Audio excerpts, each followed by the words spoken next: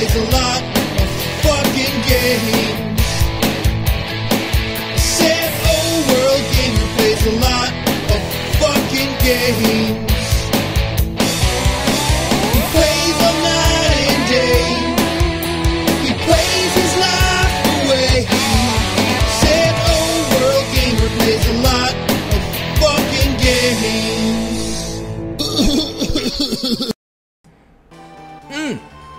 What's up, everybody? It's the Old World Gamer, and I play a lot of fucking games, and today I'm playing some Final Fantasy VI for the Super Nintendo.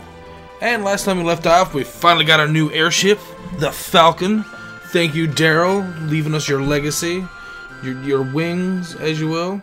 And we followed Dove here to Maranda for some reason, so we're gonna go see just what's happening. Now, in the world of balance, we were able to see that there was a lady here, Lola, whose boyfriend was a to the right of the treasure chest. What? Not sure exactly what that means, or do I?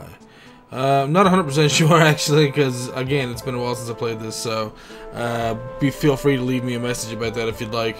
A knight came through here recently. He can cope with his own pain. He'll be the mightiest warrior alive. I think I know who they're talking about, but had to run and hide. Wait, what?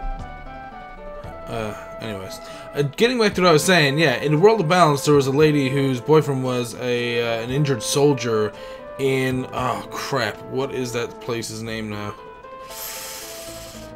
We were there not that long ago. That's where Terra is. I can't remember at all, to be quite honest. But anyways, he was held up there. Mobliz. Jesus. Okay, so there you go. He was held up in Mobliz or whatever, so, you know, trying to heal and stuff, and, he was sending her letters, and he was sending her letters by sending them through, you know, carrier pigeons and stuff, so, yeah, I called it a dove. I don't know why I called it a dove, but, yeah, anyways, it's done now. But yeah, the carrier pigeons led to her place, so I'm assuming that these same carrier pigeons are going to lead to her place again. So yeah, and we got everyone decked out in some crystal gear, it seems. Let's see how... Wait, she didn't learn anything yet? And another thing that we can do, there's a lot of things opened up for us right now, seeing as we have the airship, and I don't know any worlds with these. What shall I talk about? Well, let's talk about Narsh, I guess. She'll show us where everything is, kind of, or whatever. But yeah, now that we have the airship, a lot of stuff is opened up to us. So we can go here to Narsh. We can go to Jador. We can go to, well, our next destination, or you know, we can go anywhere we want. And there's also another thing. There's another. If you remember Fumbaba from Mobliz as well, he was one of the sealed up creatures. You can also fight another sealed up creature whose name is Doomgaze, and I'm pretty sure you get Doomgaze as an Esper or a summon of some sort in another game, in another Final Fantasy game. So don't quote me on that, but I'm pretty sure there's Doma Castle, yeah. But yeah, you can fight Doomgaze, and he'll drop a very, very, very fun and important Esper later on once we beat him. So we will go to that eventually, but first, like I said, let's go through this little town here. Again, we're just gonna drop into the town, or into the shops, and make sure we got at least one of everything. No sword breakers? Huh. I've got one now. Oh wait, no. Jesus, if 4 people could use those. We can use a couple falchions. And, well, we're full of skeins, except for those, but it doesn't really matter. And as you can see over there, there's one of the carrier pigeons now. And, let's see who the falchions are for again. Oh, shit. Okay. Yeah, if you, oh, there it is. Anyways, if you click on the things while they're grayed out as well, it'll tell you who can equip them and what special stats are on them as well. So, by all means, go in through your inventory and have a look at that place. You know, the guy says it's dangerous. He's the only one in that town who tells the truth. Maybe he can help you out. Oh, okay. He's talking about in Zozo. There's only one person there that tells the truth, and it's the guy who says that it's dangerous. He's actually dressed like a merchant and walking around there freely. So, if you see him, go talk to him. apparently she's been, Lola's been receiving a lot of letters from, whoa, yeah, she's been receiving lots of flowers, holy shit. Look, my boyfriend Mobliz sent me all these flowers, they're all handmade of silk. There are letters, and these are letters he has written to me. So, but wasn't Mobliz demolished by Kefka? Somebody else must have written these. But why would she let us just read her love letters? That's what I don't understand. We're still busy trying to rebuild this town. If all goes well, I'll be able to come home to you soon. This handwriting, it looks a lot like Cyan's. Where is he mailing them from? She hops. Could you please attach this reply to a carrier pigeon? Yes, we can do that, because we can follow that pigeon, hopefully to where Cyan is. So let's go out there and do that. And yeah, we might want to go to the pigeon. Thank you, little pidgey potato. Yeah, pidgey potato. Yeah, if anyone gets that reference, you're awesome. And let's see, where is it going? Where is it going? Up here to this. That was weird. I guess it went around the mountains or something. And as far as I know, that is Zozo. So let's leave Maranda. There's nothing else for us to do here, obviously. We've already went through the shops and got the storyline going. So we are going to pick up and go to where the little pidgey told us to go. Was it this one or... There's nothing here. Okay, so it has to be this. Yes, this is Zozo. So back into Zozo and back into the awesome music, which I love the music in this game, or of this town, I should say. I love the music of the game. What am I talking about?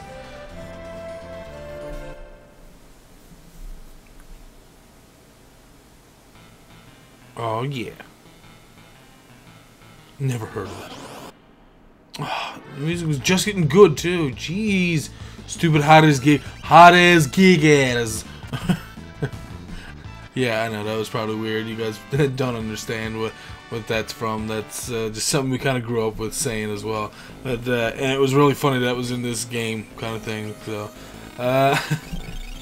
so yeah, seeing as I have the time right now, I am going to give my shout out this time to Mr. Chris Atari Nerd.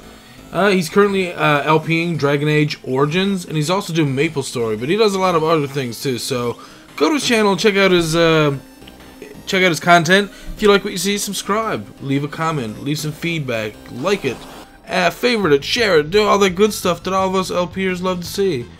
And I'm sure he'll appreciate it, and he maybe even reciprocate. So you'll never know unless you try. So go and show him some love. Go over to his channel, check him out, guys, when you get the time. And, ooh, barrier ring, very nice. That should cast Reflect on us automatically. So, getting back to the game, I guess, there's not really much for us to do here now. Eventually, I will come to the realization that there's some places here, oh, this is probably it right here, that there's some places here that I remember not going to, so, oh crap. It's a gabbled-yak. Those arseholes throw wrenches. This is another place where you can do a glitch, actually. How dare you hit me with a gold wrench? What? Yeah, oh, that was stupid. Oh, at least Sabin's gone. Now everybody else go. Go!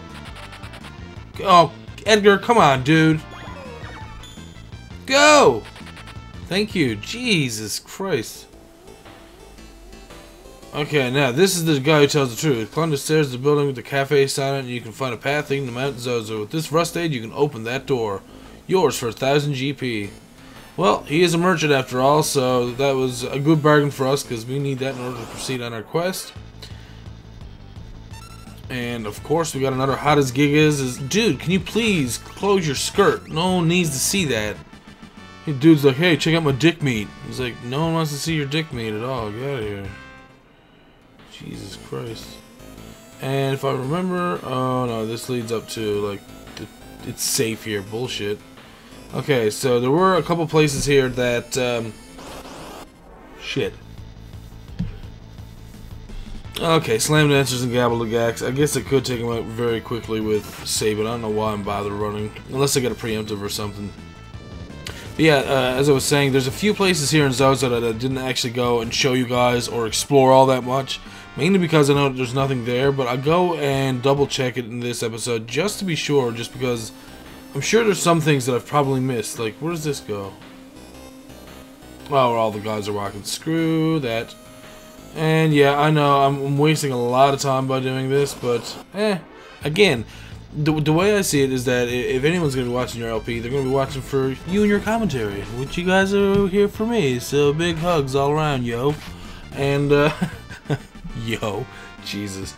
Anyways, and, you know, the way I see it, too, is that people shouldn't be cutting out as much of the stuff. I mean, yes, if it's just grinding, honestly, yes, that's something that's fine to leave out. But, I mean, if I'm getting attacked while I'm walking from one town to another, then I don't think that's really much that you know, you shouldn't have to, you know, take that out. Because people should also enjoy seeing how different people play, you know, different games and stuff. Because just because one person, you know, you know, just because you do things a certain way while you're playing Final Fantasy games or RPGs in general, doesn't mean everybody else does them. There might be someone out there who actually uses a lot of the gray spells. I don't know, maybe they're called red spells. I can't remember what they're called in this. But anyways, you got your black magic, you got your white magic, and I guess your gray magic. And your gray magic is usually all the status effect stuff like imp and float and that, you know, that kind of stuff. So I mean, and obviously your white magic is your curing magic like antidote and cure and life, and your black magic is your fire and your ice and bolt and stuff like that. But the gray magic is something that I honestly barely ever use. Just most times I don't think it's worth it. A lot of the creatures, especially bosses and stuff, are immune to that kind of shit. So, and it's even more so, more prevalent in the newer Final Fantasy games, as far as I know. I mean, trying to make a boss blind or berserk or something in another, like in a newer Final Fantasy game, like that's laughable. That's not going to happen. And yeah, I forgot about a whole tonic in here, which is not really worth coming back for, but again, at least they got it. And again, at least you guys got to see a little bit more of the Tana Zozo. And the more I keep thinking about it, I know I've said this in several episodes, and I'll probably keep saying it until the friggin' series is finished, but I would love to work with someone on, if someone's out there is a good ROM hacker, well, I doubt if they are, they're watching my shit, but if by some chance that you know how to make ROM hacks, and you would like to get together and possibly work on making a prequel to Final Fantasy VI, so that maybe you can have the nice happy town of Zozo before it turned to shit, you know, all the thieves got in there, maybe show Kefka before he went crazy, you know, maybe have something to do with some mage knights or something like that, you know, all that crazy fun stuff like that they don't really explain much of, you know, the whole thing with Rachel and Locke, or, you know, anything, I don't care, I'd be willing to work on that regardless. But and I'm sure, you know, a lot of the people watching this probably would say the same thing. They would love to be able to go and work on something like that. Just the storyline alone of being able to, you know, come up with the ulterior story of this, and, you know, the past and the history, and I guess the future as well, for that matter. Because, now, again, don't quote me on this. Maybe I was reading this recently, and maybe it was just a bullshit story or something, but I've heard that there are some things they talk about, or there's a sequel to this or something, or they were planning a sequel where, like, everything is fine, and, like, it's more about, I guess, Locke and, you know, what he does after, I guess, the whole, you know, defeating Kefka thing or whatever. So, and yeah, that's a spoiler alert, I guess. I mean, if you didn't think that you would be defeating Kefka in this game, then I don't know what you were thinking, so... But, yeah, we're almost up to where we want to be anyways. Which is at the top here. We're going to be scaling Mount Zozo. Hopefully trying to see where Cyan went. That's where the pigeon went, and we're assuming that's where he went. Now, let's go and check this door just to be sure. That's an open door that goes to nowhere. Or a balcony, I guess, if you really want to call it. It looks more like a window. But, oh, for frig's sakes. Come on. Harvester and Gabble the Gacto. Yeah, let's just take all these guys out as quickly as possible. Well, not quickly as possible. I mean, technically, Sabin should have took them all out, but by the time they're all done attacking, then it doesn't really matter. Again, it's not a big deal. And yeah, look at a big Marlboro down. Ooh, Edgar just learned X Zone. Very nice. Yeah, there's a huge ass Marlboro down the corner there. If you guys appreciate some of the Final Fantasy creature art, that's the piece right there. And it's just too bad it wasn't colored, but you know what? I'm fine with that because it looks goddamn awesome. Okay. So we got, I think it was a tincture that was in that treasure chest. Jesus, that was. Well, I guess, you know, at the first of the game, if you got up that high or whatever, you'd be able to get in there. So, I mean, they wouldn't put, like, an end-game weapon in there or something for somebody, because that would be kind of stupid. Oh, you made it to Zozo. You're almost a quarter of the way into the game. Here's the end-game item. It's like, no, that doesn't make sense. So, we just dissolved the rust on that door. So, if you come back here before you have the rust aid stuff, basically, that door won't open whatsoever. We have an Ursus, which is a scientific way. Hey, that was. Did you see that? 8,724 gold. And that's how much gold the Ursus steals all the time. But a very nice thing about after killing them is that you will get it back, as you notice here in a second. 13,724 gold. So you make about 5,000 gold off the Ursus and the Punisher itself. And no, don't worry, it's not the Punisher. He's not going to come after you with a gun. Although that is a game that I have not seen Let's Played very much for the NES, is the Punisher. And probably for good reason. I mean, it is a very, very hard, almost first-person... It's first-person slash third-person shooter, if that makes any sense. If you haven't seen it or haven't played it, go look it up or something. It is a fun game. Like, once you start playing, it's like any NES game. Once you play it long enough, it is fun and it is challenging, and you do understand why the game is the way it is. But go and check it out, and I'm assuming you probably won't be disappointed by it. It's, like I said, it is NES, and basically what it is you have your Punisher on the screen, but he's at the bottom of your screen, like moving back and forth. So that's the third-person view of it, but you also have a crosshair, which is, I guess, your kind of first-person view, but first-person usually means that you don't see the person who's, you know, talking or shooting or, you know, who you're controlling or whatever, so... But you know, I guess you get the general idea of what I mean anyways, so... And yeah, you'll get a nice few magic points while you're here as well. Now, for fuck's sakes. These things are unrelentless. I really should have went and got Mog first and got his Moogle Charm. Which I probably will do very soon, because probably after I'm finished getting Cyan, because, you know, I'm... Okay, that leads to nowhere, so I came back for nothing. Yay for backtracking. And see, like, these things are unrelentless. I didn't even get back? Like, Jesus Christ. It's a good thing that I am overpowered. At least that makes it, you know, much faster and stuff, so... And yeah, you guys don't really get to see too much strategy through my fighting in this, unfortunately, but I mean, for the most part, it's probably straight up the same as anybody else's. I don't know why I was walking weird just then, but... Oh, I think I'm trying to move, like, from side to side in certain places, too. More stupid bears. Kill that bear. That's what it does every time. It steals gold. It's like, dude, just calm down. It's just a little bit of gold. Ooh, nice cool little beam of light there overshadowing us, I guess. And there we go. We got an ice shield and a thunder shield. And, again, I'm not 100% sure. It either cuts the damage or absorbs it. And I'm thinking that it actually... Oh... And by absorb, I mean it absorbs the damage and turns it into health for you. So that is pretty cool, having a Thunder and Ice Shield, because you can just... it's the same thing as having Cure casted on your character. If you cast, you know, Thunder or Bolt on anyone with a Thunder Shield, they'll actually gain the damage back as their health, which is pretty freaking cool.